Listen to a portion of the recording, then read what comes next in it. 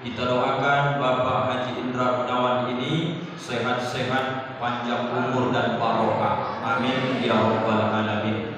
Saya termasuk ustadz yang tak pandai ngomong di belakang. Lebih bagus saya ngomong di depan. Karena kalau kita ngomong orang di belakang, kenanya dua. Kalau tidak bisa jadi gibah, jadi fitnah. Tapi kalau kita omongkan di depan, insya Allah menjadi contoh bagi kita orang-orang soleh dan menjadi panutan bagi kita yang ingin mencontoh orang-orang soleh. Kenapa Ustaz sampaikan demikian? Waktu beliau ini belum jadi wakil bupati pun, kebaikan beliau langsung kami merasakan. Kami masyarakat Ujung Batu, beliau memberikan kami pakai fasilitas rumah-rumah Ustaz gratis. Dan beliau pernah menyampaikan dulu bangun masjid, beliau itu menjual mobil. Ada beliau sekarang nih, luar biasa, jual mobil, bangun masjid syuhada. Habis itu buat pendopo, kemudian buat rumah-rumah ustaz. Sampai detik ini Bapak Ibu masih gratis, tinggal saja ustaznya siapa yang mau tinggal di sana. Alhamdulillah. Jadi kemudian setelah Covid masuk, tak bisa kami ceramah-ceramah. Tapi di waktu Covid itu belum bisa dibentang sajadah Bapak Ibu. Saya termasuk yang ikut mengisi tausiah, tapi tak boleh lama-lama di Masjid Syuhada. Apa yang terkenal Ustaz dari Pak Ujang Lurah yang dikenal dengan Bapak Haji Indra Gunawan Wakil Bupati ini, beliau ini yang saya lihat salah satu keberhasilannya adalah punya sifat yang sangat ramah dan tawadhu Bapak Ibu.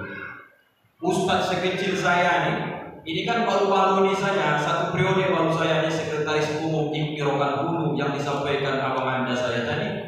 Dulu saya belum sekretaris umum, sekretaris IMPI Rohul. Beliau pas di samping saya mau ceramah kultum Ramadan. Masih ingat beliau itu tidak memakai sajadahnya sendiri, tapi karena saya tak bawa sajadah, langsung dibagi dua beliau. Mudah-mudahan Pak Ujang masih ingat peristiwa itu.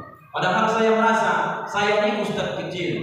Kenapa seorang tokoh memperlakukan saya demikian? Mungkin kebersihan hati yang bisa melakukan itu Bapak Ibu. Ini kadang-kadang awal sama ustadz kawan tak mau dia ngasih sajadah Bapak. Ini wakil bupati mau dia ngasih sajadah sama Allah. Alhamdulillah terbukti sore tadi. Biarpun ustadz terlambat karena ada urusan tadi, pas makan. Saya sudah mencoba di mana di prasmanan itu saya makan, kuat saya ini berpikir saya begitu. Karena saya yakin Pak Kiai pasti lama dia akan pulang. Begitu saya mau lewat teras masjid, datang Pak Wabu, dipanggilnya saya. Ustaz, kesini. Tidak pede saya di samping beliau. Begitu saya didudukkan di samping beliau, apa yang beliau lakukan? Bukan sekedar saya dikasih makan Bapak Ibu, sampai lauk-lauknya pun beliau yang membuat mengambilkan ke piring saya. Allah Akbar. Bisa Bapak Ibu kita dapat manusia-manusia orang pilihan. Kalau dilihat dari akhlak Rasulullah, berhasilnya orang-orang hebat itu diawali dari lihat dalam Al-Quran. Bagaimana Nabi Sulaiman di puncak kekuasaannya yang luar biasa. Jangankan manusia, jin, hewan pun dikuasai Nabi Sulaiman alaihissalam. Tapi apa kata Nabi Sulaiman? Begitu mereka hampir melewati satu lembah di suatu jalan, kemudian ditulis dalam Al-Quran, diabadikan oleh Allah. Akhlak Nabi Sulaiman, mungkin itu yang diamalkan oleh Pak Wakil Bupati kita ini. Apa akhlaknya? Sampai ketika tentara Nabi Sulaiman ini lewat, berdiri tegaklah daripada tokoh masyarakat ataupun penghulu kepala dari bangsa semut Bapak Ibu. Apa kata dia? Wahai bangsa-bangsa semut, tentara Nabi Sulaiman beserta juga pasukan akan segera lewat. Masuk kalian semua ke lubang masing-masing. Nanti kita akan terinjak tentara Nabi Sulaiman alaihissalam. Nabi Sulaiman dengar perkataan Raja Semut tadi, fatabassama dhahikan, maka kemudian Nabi Sulaiman tersenyum. Apa maksudnya Pak Ustaz? Rupanya Nabi Sulaiman di puncak kejayaan kekuasaan luar biasa, sekecil semut yang tak terpandang oleh orang-orang hebat, maka diibaratkanlah semut itu masyarakat kecil. Kalau Pak Ujang besok mau naik ke level yang lebih hebat lagi, maka kemudian tolong Bapak dengarkan, biarpun masyarakat itu tak ada titelnya, masyarakat itu hanya masyarakat biasa, mohon maaf hanya dia sekedar orang sederhana saja. Tapi kalau besok lewat PM2 itu Pak Ujang di stopnya, tolong Bapak buka kaca, kemudian Bapak dengarkan apa yang mereka sampaikan, termasuk orang dari Karya Mulia. Setuju Bapak Ibu? Ini lebih banyak tim safarinya ketimbang masyarakatnya. Tengok ini Bapak Ibu. Makanya yang bilang setuju pun 3 orang jadinya Bapak Ibu. Tapi jadilah, mudah-mudahan tak mengurangi rasa hormatnya. Begitu Bapak Ibu. Kemudian yang sama kita hormati, kita takzim para alim, para ulama. Ini tokoh kita luar biasa. Saya mengucapkan kalau bahasa Medannya Pak Kiai, setagi 10 namanya. Menyusun jari 10, tambah kepala jadi 11. Maka mohon nanti Pak Kiai dalam penyampaian ini tetap saya sebagai ustadz yang masih muda ditunjuk ajar mana yang tak tepat nanti kepada tujuannya. Izin Pak Kiai dan seluruh guru-guruku, terkhusus dari rombongan akan Kemenak Kabupaten Rokan Hulu. Bapak Sekda yang ganteng ini, kedua kali kita Pak Sekda berjumpa. Saya tengok Bapak malam ini makin ganteng juga nampaknya nih. Masalahnya makin sejahtera nampaknya ya. Alhamdulillah ya Pak Sekda. Alhamdulillah. Abang saya nih, makanya saya bercanda. Yang di belakang saya nih, poninya abang saya nih, Wali Rokan Hulu luar biasa nih. Ustaz Pak Rizal nih, abang saya. Siapa Bapak? Alhamdulillah. Kemudian yang saya nampak lagi, tak bisa saya sebut satu persatu lagi nih. Abang saya lagi nak, Ustaz Rusli lagi nak. Dari kakak Kemenak, izin abang Anda. Di sampingnya ini orang Medan ini, Pak Camat Rambasamo ini, alat kita rupanya. Dia ada kabar apa? Sehat Pak. Horas. Habis horas makan kabar. Horas Pak. Begitu ya. Mudah-mudahan tadi disebut pun satu persatu Bapak Ibu tidak mengurangi rasa hormat. Izinkan Ustadz menyampaikan tausiah ini. Pas jam 10 nanti Ustadz akan selesai ceramah di hadapan Bapak Ibu yang saya hormati dan saya muliakan. Kemarin berapa Ustadz sampaikan di bangun kurban 4. Malam ini Pak Ustadz berapa mau disampaikan 2 saja. Apa yang 2 ini? Alhamdulillah bahagia kita beberapa bulan yang lalu kita dibantu oleh Basnas Kabupaten Rokan Hulu. Kebetulan saya termasuk pengurus UPZ Kecamatan Ujung Batu. Alhamdulillah para umara, bupati, wakil bupati, dingin tangannya Ustadz Baihaqi Ad-Duha yang juga adik kandung dari Pak Sekda. Ya Pak Sekda, siapa yang abangan? Dia abang atau adiknya? Abang Ustadz Baihaqi. Oh lebih tua beliau ya kan? Nampak lebih tua lagi Pak Sekda kalau sekilas.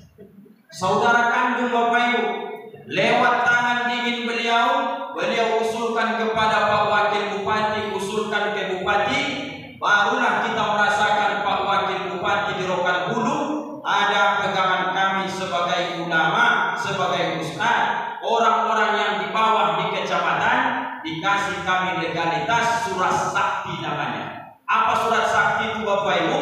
Diberikan legalitas bahwa disurati oleh bupati dan juga ditandatangani oleh ketua Basnas, dikuatkan oleh tentu para wakil-wakil bupati dan kepala dinas, ada turun surat supaya masyarakat bersama-sama membayarkan zakat malnya kepada badan yang resmi dibentuk oleh Basnas Kabupaten Rokan Hulu. Ini ucapan terima kasih ini kepada umara. Semenjak ada kami ingat dari pengurus UPZ Ujung Batu, baru ini kami dapat surat sakti. Alhamdulillah, kami datangi para agnia-agnia. Alhamdulillah, tak perlu kami banyak cerita, langsung surat itu yang berbicara dan kemudian mereka sudah mulai mendengarkan, biarpun belum tercapai 100%, tapi Bapak Ibu mudah-mudahan nanti akan kita lihat pencapaian juga di Kecamatan Rambasamo. Yang pertama yang ingin Ustadz sampaikan, penyakit kita masyarakat Rokan Hulu Pak, yang pertama yang ingin disampaikan masalah zakat fitrah.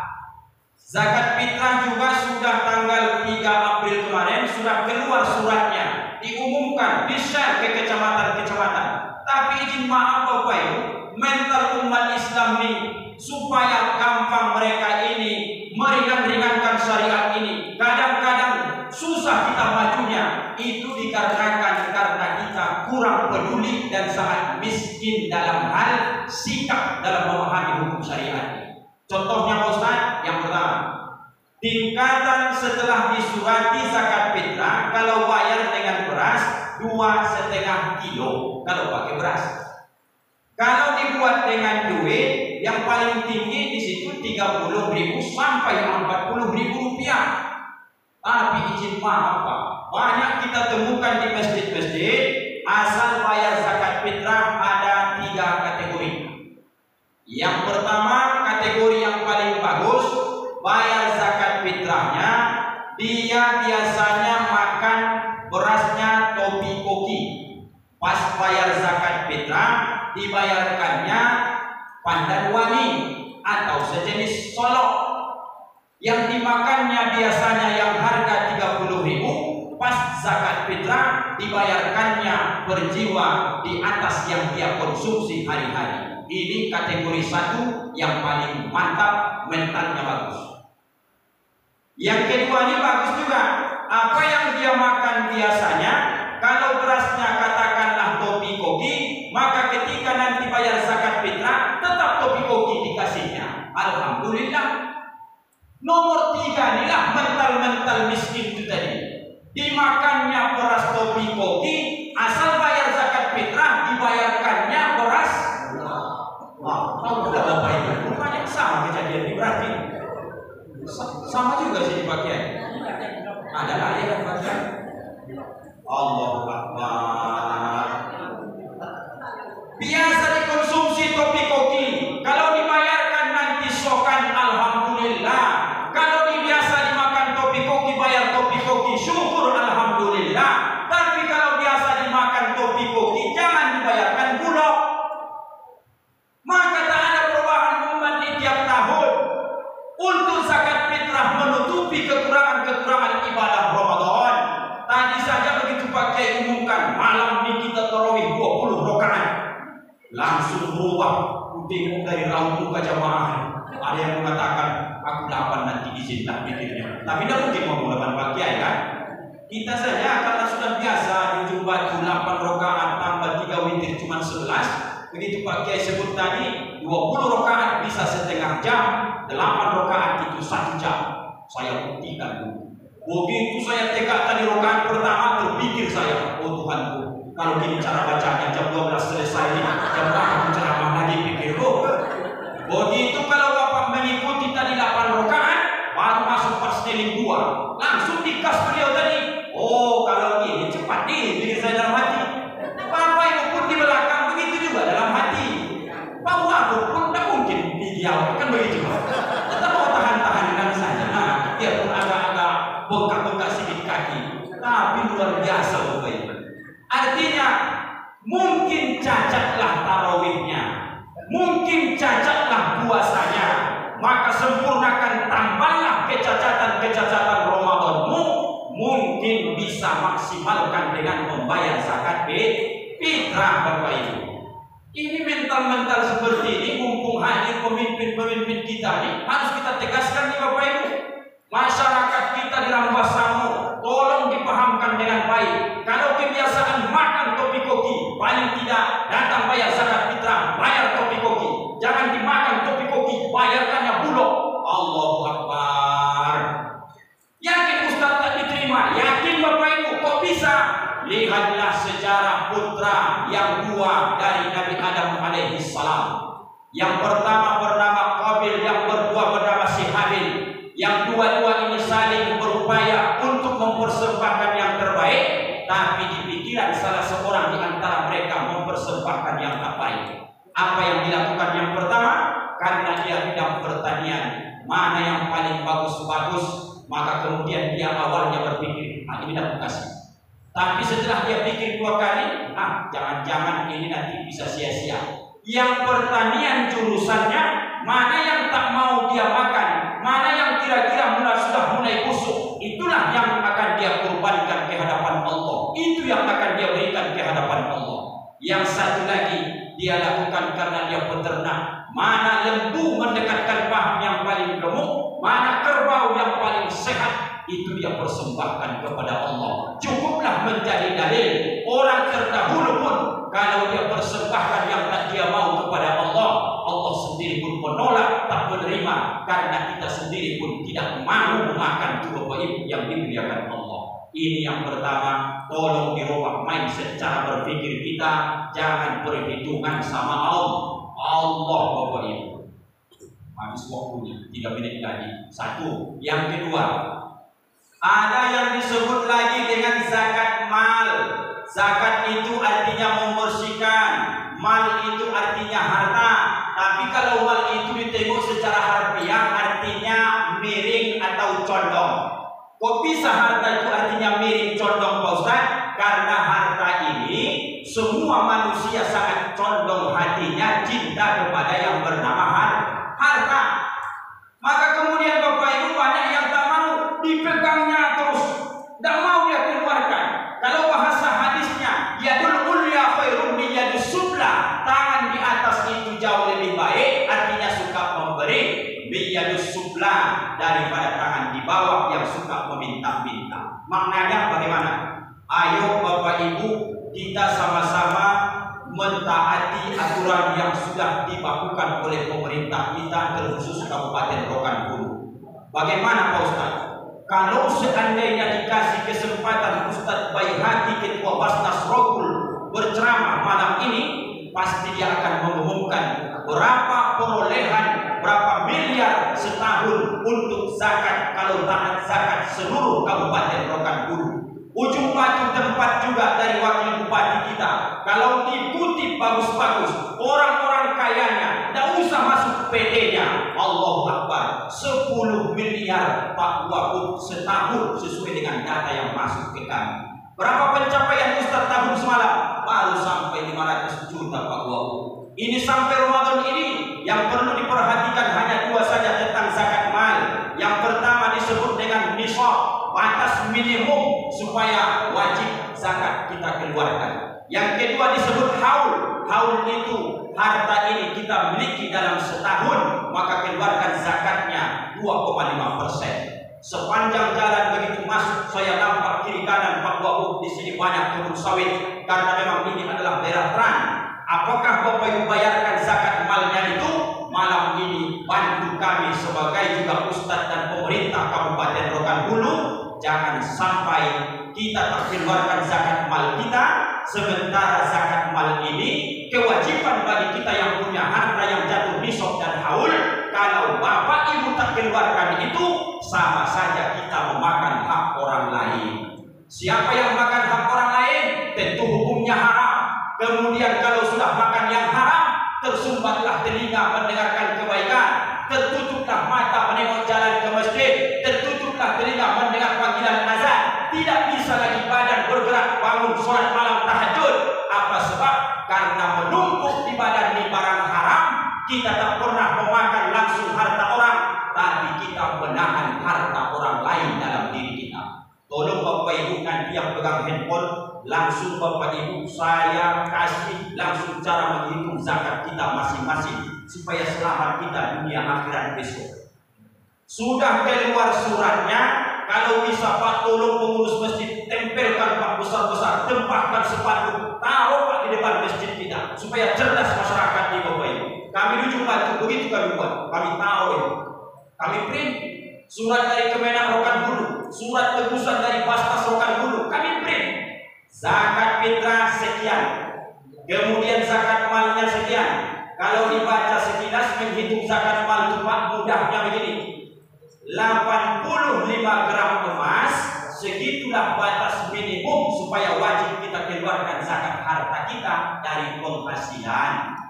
Duit sawit ini masuk penghasilan Pak Ustaz? Masuk. Aku berdagang Pak Ustaz? Masuk. Kami yang pegawai Pak Ustaz? Kalau itu pegawai sudah dipotong oleh Basnas Rohul, Bapak-bapak insya Allah aman. Yang saya khawatirkan, wira swasta ini karena tidak sampai informasi, maka kemudian dia santai, rupanya tiap tahun dia makan harta fakir miskin, padahal karena ketidaktahuan, karena kelalaian kami menyampaikan informasi ini. Caranya Pak, ketetapan dari surat Basnas Rohul, 1 gram sekarang harga emas 912.000 rupiah Pak. Cara hitungnya Bapak Ibu, 912.000 rupiah kali 85. Jawabnya 77.520.000 kurang lebih. Siapa yang punya penghasilan 77.520.000, wajib zakatnya 2,5% kurang lebih. Langsung kalikan 77 juta tadi kali 2,5%, zakatnya 1.930.000 kurang lebih Bapak Ibu. Tidak sampai 2 juta.